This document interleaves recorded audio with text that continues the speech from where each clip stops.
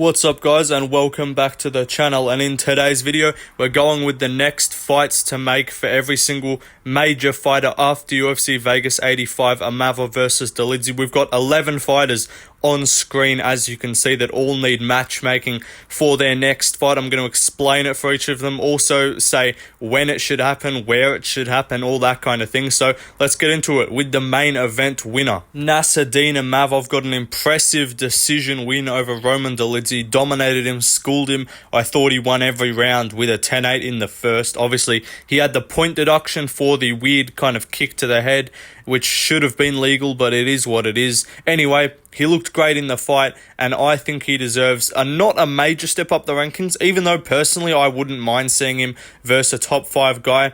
I do think, I know how the UFC works, he's not going to get a top 5 opponent, but I do think he can get a certain individual which has got a fight booked in the near future, and I think they're going to lose, and I think he can fight the loser of Marvin Vettori versus Brendan Allen, which I believe is going to be Marvin Vettori. So that's who I've got for Nassourdine Imavov.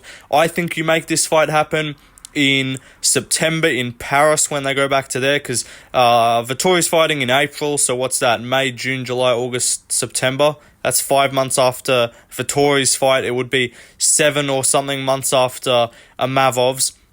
So I don't love a 7-month wait out for him. I would like to see him fight in the meantime, of course, but if he fights in the meantime, fight down the rankings or whatever. But I think you do him versus Vettori in Paris. Vettori fought Whitaker already in France. You know, Vettori's Italian, very close by if you know your geography, and I think that would be a great fight to make. They'd have supporters of both guys there. Marvin Vettori would definitely have some supporters of like Italian fans that would travel to go to the event. But I think this would be a great fight. Vettori already fought Dolidze. He went to a close-ish decision. Imavov just dominated him. But if you do this, I could see it as a main event, but more likely it would be like a co-main event under like a Cyril Gane headline. So I think this is a great fight to make. UFC Paris co-main event, 3 or 5 rounder, since they do be doing these, 5-round co-main events. Like if Yair vs Ortega is a 5-round co-main event, and they booked Hooker vs Green to be a 5-round co-main event, I think Imavov versus Vettori could definitely be a 5-round co-main event, only if it was in Paris though. If it was anywhere else, either this is just like an Apex main event, or it's just a random co-main event, or a feature fight of a fight night or pay-per-view or something like that. But I'm waffling. You guys know what I'm talking about. This is a good fight to make. I think you should make this happen after Vettori loses to Brendan Allen, which I believe he will. But we move on to the main event loser. Roman Dolidze got dominated in the main event. He looked shit. He got pieced up and beaten up by a flashy and much better striker, and I think he only really got into the rankings because he kind of fluked a win over Jack Hermansson because Hermansson was being retarded. So, in my opinion, he has to fight a fair bit down. He definitely doesn't deserve to fight in the top 10 at all. I think there's even a chance they give him an unranked opponent, but I think we'll be nice to him. We'll give him a ranked guy, and I'm saying there's a fight happening in 2 weeks from now with Roman Kopylov and Anthony Fluffy Hernandez. I believe Roman Kopylov is going to win that fight, so I've picked him as the next fight to make for Roman Dolidze. You can do it as the battle of the Romans. Who will be the superior Roman? And after watching this fight, I would definitely pick Roman Kopylov to beat Roman Dolidze in a fight, because I think he's got a very similar striking style to Nassourdine Imavov. Probably not quite as good, but you don't really need to be quite as good because Dolidze got completely schooled and smoked. So we're not trying to protect Dolidze anymore. This is not some up-and-comer that you need to give favourable matchups, or there's not some guy that just had one setback and, he needs to be helped back to the top. Like, he's an older guy. He's lost 2 in a row now. And before that, he's only really got one good win, to be honest, because apart from the Hermansson win, who's he beat? Phil Hawes. Like, welcome to the club. I KO'd Phil Hawes with a jab in sparring. But yeah, Roman Dolidze versus Roman Kopylov, make it happen. Do this on a pay-per-view prelims fight. Do it on like a fight night, Apex, co-main, arena, fight night, like main card fight, any of that thing of that nature. And I think this will be a sick fight because Fluffy Hernandez, I'm pretty sure, is ranked either 14 or 13. So I think if Fluffy wins, then you could still do Fluffy Hernandez versus Dolidze, of course. But just the thing especially if Kopylov wins, Roman versus Roman, I could definitely see the UFC making that fight. But we move on to the co-main event winner. Renato Money Moicano got a decent win over Drew, the Klansman Dober, in the co-main event. Won a decision, 2-1, unanimous decision. Not the most entertaining fight, he kind of was holding on to top control for a fair bit of it. Looked okay, obviously he had a bit of time off, so it's definitely to be expected. But he called out two names. He called out Dan Hooker and he called out Beneil Dariush. Obviously, you could do someone else, but I'm inclined to go with one of those two. And out of the two of them, I've picked Beneil Dariush to be the next opponent for Renato Moicano, just because, Dan Hooker, I don't like Hooker versus Moicano. I don't know why. I know they're both New Zealand, CKB, so you could have done, like, Avenging Brad Vidal or some shit like that. But I don't know, I just feel like Dan Hooker, I like him versus the winner of Bobby Green versus Jim Miller. I think that's a perfect fight for him because he's not really a contender, let's be honest. Like, you can still give him top 15 guys, but I don't know. Moicano's looking for a jump up the rankings. I want to see him fight a guy with good grappling as well to counter the grappling, because the last time Dariush fought someone before Oliver and Armin, it was Gamrot, and Gamrot was like a great grappler looking to jump up the rankings. Moicano's looking to do a similar thing. Obviously, Dariush is on a bit of a slide, so there's a chance he just gets chinned, but I'm not looking to give Dariush fucking Jalen Turner or like Bonar St. Denis or any of those guys. Like, we're not giving him someone that's just going to bum rush him and KO him in the first round. So I think Moicano versus Dariush, make it happen in Brazil, May 4th. I'm going to do a card builder for that card as well, so that fight will be on there, of course. But yeah, main card fight of a pay-per-view, open up the pay-per-view, Renato Moicano versus Beneil Dariush. Good grappling on both sides, decent striking on both sides. Moicano could definitely get this one done. It's a winnable fight, especially given that Dariush isn't looking the best in recent fights, but I think it's pretty clear to make. Obviously, I don't mind if you say the Dan Hooker fight, but Hooker's got a broken arm. I feel like he's going to come to his senses and just sit out for a bit longer and probably fight the winner of, Bobby Green versus Jim Miller. I think that's a good fight for Dan Hooker. But yeah, not Jalen Turner. Renato Moicano versus Beneil Dariush, number 13 versus, I think, number 7. I think that's a fair jump up, just because Dariush on a 2-fight loss streak kind of doesn't have a say. Like, he's got to fight down. So yeah, make it happen, and we'll see what happens from there. But we move on to the loser of the co-main event. Drew Dober lost a close, or not really close, pretty clear 2-1 decision, obviously, against Renato Moicano. And he's 1-2 in his last 3. He is a great fighter. He's got a bunch of power. He's got a whole lot of knockouts. He's got a win over a ranked guy, Bobby Green, but I don't think this guy can get another fight in the rankings. I don't think you give Dober another ranked opponent, unless it's Jalen Turner, of course, because we all know he wins that fight through pure racial motivation. But, I think the Giga Chad Chin needs another test, and I'm inclined to give him Mateusz Rebecki is the guy I've picked out. I know a lot of people might not like this fight. Rebecki's not a super known guy. Seems like Dober's a bit more known in the MMA community, clearly, than Rebecki, but in my opinion, you give this guy a ranked opponent. Like, Rebecki's not ranked. Dober's ranked number 15. He might fall out of the rankings because of this loss. I'm not sure. I doubt it. Usually they leave them in. But yeah, I think Rebecki deserves a shot. He looked great in his last 2 fights. Smoked Loic Rajdabov and smoked Roosevelt Roberts. I know they're not the highest level of opposition, but with Drew Dober, the fight before this, he fought Rick Glenn. That's not exactly a guy that was super, super deserving of a ranked opponent. But Mateusz Rebecki, great fighter. You could clearly just tell by looking at them this is going to be a fun fight. Both of them just throw a whole bunch of heat. Rebecki does mix in the takedowns a bit too, so that would be something for Dober to worry about. But on the feet, this will be sick to watch. Rebecki throws a bunch of kicks as well. Throws big power, short, stocky guy. Both big, jacked dudes, I'm sounding a bit gay here. I'm going to move on in a second. But yeah, this would be a fun fight. I think Rebecki, I would pick him to win, to be honest. I think he's a great prospect in the lightweight division. But apart from that, I don't know. Who else do you guys think Drew Dober fights next? He's already fought for Vola. Otherwise, that would be a sick fight to make. Brenner's looking to fight for Vola. He has to fight an unranked guy. He's already fought Huckbrost, I'm pretty sure, from memory. I just don't know any, unranked guys that are, super deserving of ranked opponents. So I think you just do Drew Dober versus Mateusz Rebecki. Do it on a fight night or pay-per-view prelims or fight night main card in anywhere like May, April, May. Probably not April, yeah, May or June. I wish Rebecca would get in there sooner. Maybe he's already got a fight booked that just hasn't been announced yet. But I think this will be a sick fight to make, so make it happen. The next fight, though, is Randy Brown got a great KO win over Muslim Salikov in the feature fight of the card with a first round knockout. Great stuff from him.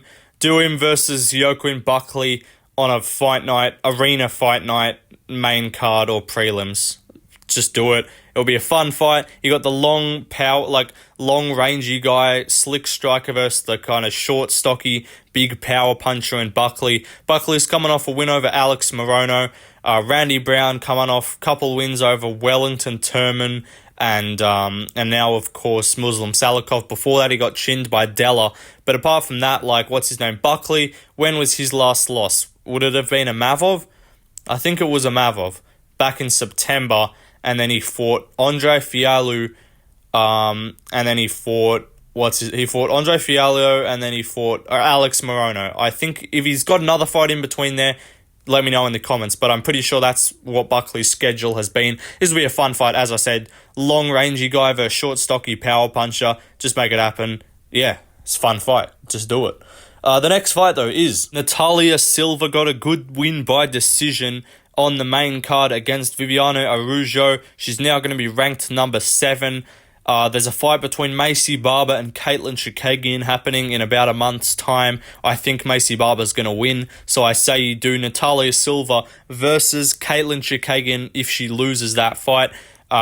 If she wins that fight, sick. Just do it versus her anyway, because no one wants to see Caitlin Chikagian near the title picture. So make that fight happen. Silva versus Caitlin Chikagian. I know it's unlikely that Caitlin's going to turn around in 2 months, because that fight's in March, and I want this on the Brazil card. I think this will be a sick fight in Brazil, but if not, fuck, I don't know, just tell her to turn around in 2 months. Who cares? It's women's MMA. They don't take damage. They just spar for 3 rounds. But yeah, if it's not in May, do it in June. If at worst, do it in July. I'd prefer to see Natalia Silva back in there quicker. She is a young prospect, though, so you can give her some time, just work on your skills, just wait around for a bit. But yeah, her versus Caitlin Chikagian, or you could do her versus the Erin Blanchfield Manon Fiorot loser. But Caitlin Chikagian fights before them, so fuck it. You want to get her back in there sooner, just do this. But the next fight is Charles Radke, the based one himself, got a first round knockout of Gilbert Urbina. I didn't pick Radke to win, but I'm happy that he did. He looks good, looks a lot better than he did in his debut against Blood Diamond. That's a rough one to struggle with Blood Diamond. But regardless, he looked much better in this fight. There's a guy coming off a loss from Australia. His name's Jake Matthews. I reckon you make that fight happen. It's not like Radke's some surging prospect or anything. He's just a fun fighter, He's got some good hands, good power in the hands, good boxing. Matthews has some pretty crisp boxing. He looked great against Fialho, but since then, lost to Semmelsberger, who doesn't look to be that good. And then he beat Darius Flowers, who's shit. And then he lost to Michael Morales. So yeah, you're coming off a loss, you got to turn back you got to fight down in the rankings. This will be just a fun, stylistic fight.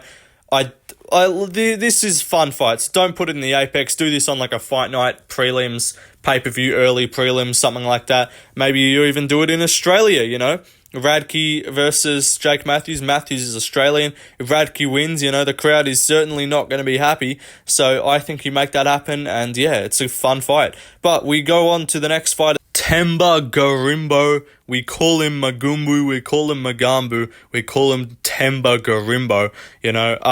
But I don't know where I was going with that. But regardless, he got an impressive win over Pete Rodriguez, so I guess there's a limit to how impressive it can be. But regardless, impressive win, first round knockout.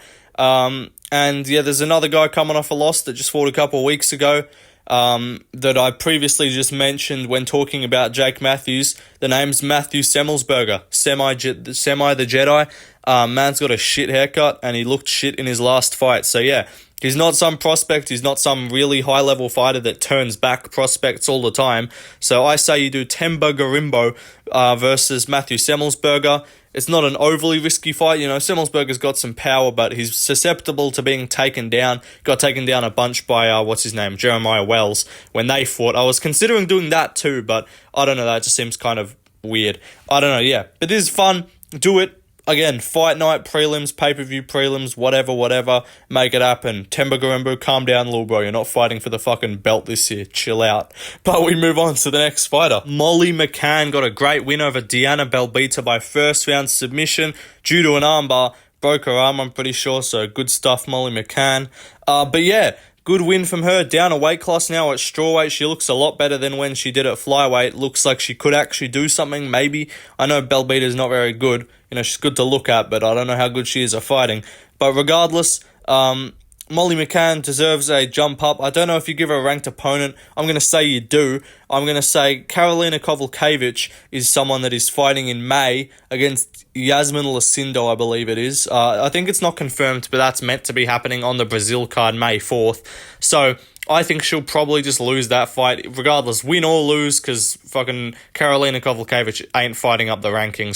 She can just chill out in that number 13 spot. So yeah, I think you do her versus Molly McCann in England when they go back to England. Molly McCann's not someone that fights super active, because apparently the England card's going to be in like June or July, which is a bit annoying, but so I was like, oh, you wanted to fight before then, because what's her name, Kowalkiewicz is fighting in May, but I was like, fuck it, no, she doesn't really fight that active. Like, she fought in both the UK cards in 2022, and then she fought in the New York card, lost Erin Blanchfield, then she came back in July. So she fought in November, and then she fought in July, and now she fought in February. So she's not a really active fighter. Just make this happen. Karolina Kowalkiewicz versus Molly McCann, very winnable fighter, not someone that's going to run through her in the grappling or anything like that, or sub her immediately.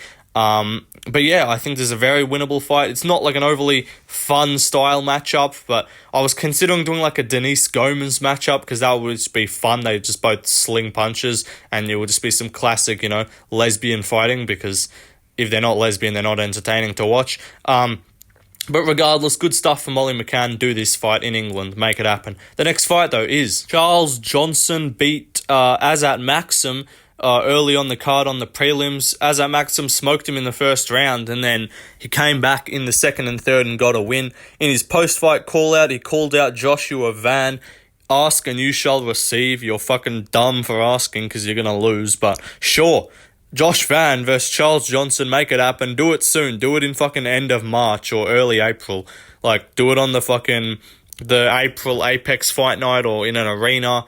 Like, obviously not 300, but maybe do it on Atlantic City, March 30th. Charles Johnson doesn't fucking care about, like, a training camp.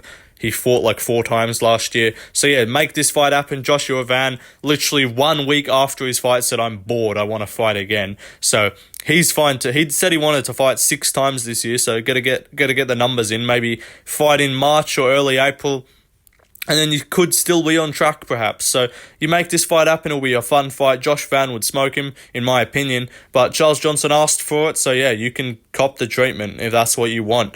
But yeah, we move on to the next fight. Jung Yong Lee got a win over Blake Bilder by decision, 30-27, also on the prelims. He looked actually pretty impressive coming off road to the UFC. A lot of those prospects, Anthony Jubilee, you fucking nonce.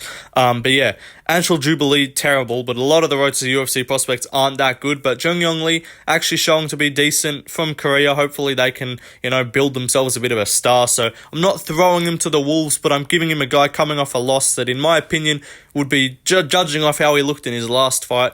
Very winnable, tough fight. Give him Charles Jourdain. Again, pay-per-view prelims of like a card if they go somewhere.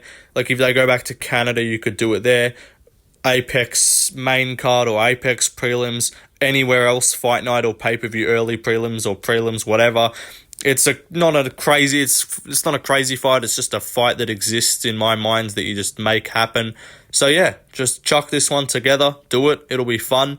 And if Lee wins, then, you might actually have a guy to get behind. But you don't want to, get one win and be like, okay, this guy's a prospect, we need to feed, we need to giving cans all the way up to the top. Like, you give him a couple fights, test where he's at, and if you're like, damn, this guy's actually got some promotability, this guy could be a good thing for us from Korea, then that's where you start to go, all right, let's just slow the roll, give him some easier fights, give him like if he's looking for a ranked opponent, you give him like the Dan Ige or something. You don't go straight to like, or you give him the Alex Caceres. You don't go straight to like Barboza or I don't know, Josh Emmett or some shit. Like, you give him, that's what happens, but I'm waffling. That's all that needs to happen. Those are the fights that need to happen. That's everything. But yeah, I hope you guys enjoyed the video. Let me know in the comments if you agree with my next fights to make. Let me know who you guys want to see for each of the fighters. I'm picking Vettori to fight Imavov next. I think Roman Kopylov versus Dolidze, Moicano versus Dariush, Dober versus Rebecki, Brown versus Buckley, Silva versus Chikagian, Radke versus Matthews, Garimbo versus Semmelsberger, McCann versus Kovalkiewicz, Van versus Johnson, and Zhongyong Lee versus Charles Jourdain are my next fights to make. Make me a matchmaker, Dana. I'll do your job for you, and I'll make way better fights. But yeah, that's the video done, guys. Hope you enjoyed. Like, subscribe, all that. Follow my Instagram, Left Lane MMA. Follow my Patreon to support the channel if you want. Link in the description. And yeah, see you guys in the next one. Peace out, everybody.